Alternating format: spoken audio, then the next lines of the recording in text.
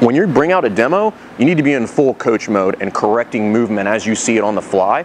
And that's why I tell a lot of people, be careful with that, because if you don't have really sharp eyes on that one, you can make yourself look really bad, okay, by letting somebody who doesn't move real well move like shit in front of the group, and everybody's like, are you supposed to squat with a rounded back? Like, I don't really know what's going on.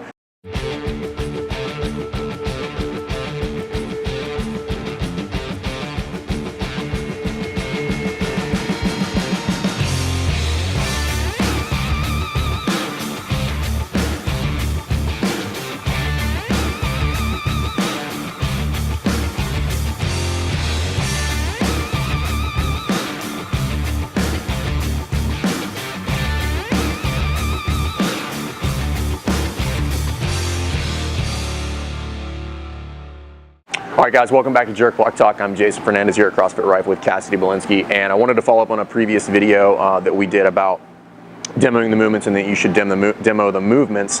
And I had a question that came about that video about, so let's say I'm the coach and maybe I'm not a great mover, because again, it's not a prerequisite that you be a great mover in order to coach. So what do I do in that scenario if I have some issues with my movement? Okay, so I'm a perfect example. I had a ruptured Achilles almost 4 years ago, so a lot of times when I'll demo a squat, my left heel will come up off of the floor a little bit because it's still a little bit tight if I'm not completely warmed up. So what I'll do is I will call out that fault, right? So if you have faults in your movement, number one, identify it to the group so that they're not looking at your movement and saying, oh, well, maybe my heels are supposed to come up when I squat. So just call yourself out for that before you do anything, so that they know that that's not actually correct, and they know that you're a human being and you're working on your movement just like they are.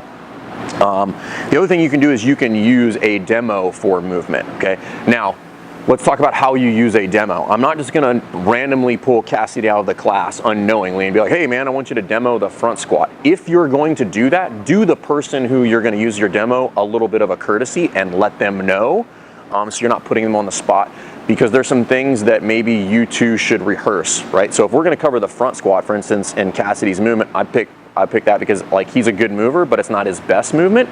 Maybe I want to talk about a couple things in the front squat. Maybe so we would talk about this beforehand before we demo with a class. So I'd say, hey, when you front squat, I want you to drop your elbows a little bit so I can talk about that point of performance when we get out there, and then it flows nice and smoothly. So if he was going to do that, I'd have him get up in his setup, and now we're demoing to the class, and he drops his elbows as he does his front squat, and be like, all right guys, now you see how Cassidy's elbows are down. I want him to drive his elbows up from here, and then I'm going to have him stand up as he goes through that again. So even if you have good movers, go ahead and relax. If you have good movers, you still need to call out what's going on in their movement. So if you see something that wasn't planned, like he goes through that front squat and he drives his elbows up, but he happens to be in his toes, I'm going to make that correction as well. So I want to correct that person in front of me so that people are seeing that happen and they understand that that fault is not actually what should be happening. It's a fault that needs to get corrected. So when you bring out a demo, you need to be in full coach mode and correcting movement as you see it on the fly. And that's why I tell a lot of people, be careful with that, because if you don't have really sharp eyes on that one, you can make yourself look really bad, okay, by letting somebody who doesn't move real well move like shit in front of the group, and everybody's like, are you supposed to squat with a rounded back? Like, I don't really know what's going on. So have that conversation beforehand.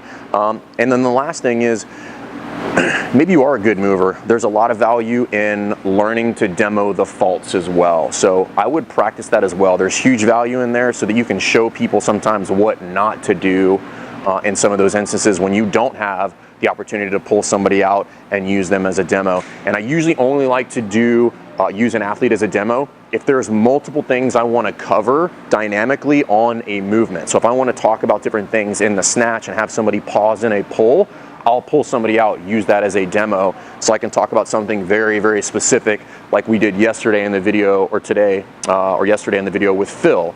That's a scenario where I would use a demo. Other than that, keep working on your movement, keep making it better, call yourself out for your own faults, and for the love of God, if you're going to use a demo, please talk to that person beforehand so that you can rehearse and make sure that you're both on the same page so you don't make that person look really stupid, or potentially make yourself look really bad as a professional. So I hope that answers your question. There's a couple different ways you can handle that scenario, but those are pretty much the major ways to make that happen. So if you like this content, guys, please subscribe to the YouTube channel, and we'll see you next time. All right, thanks.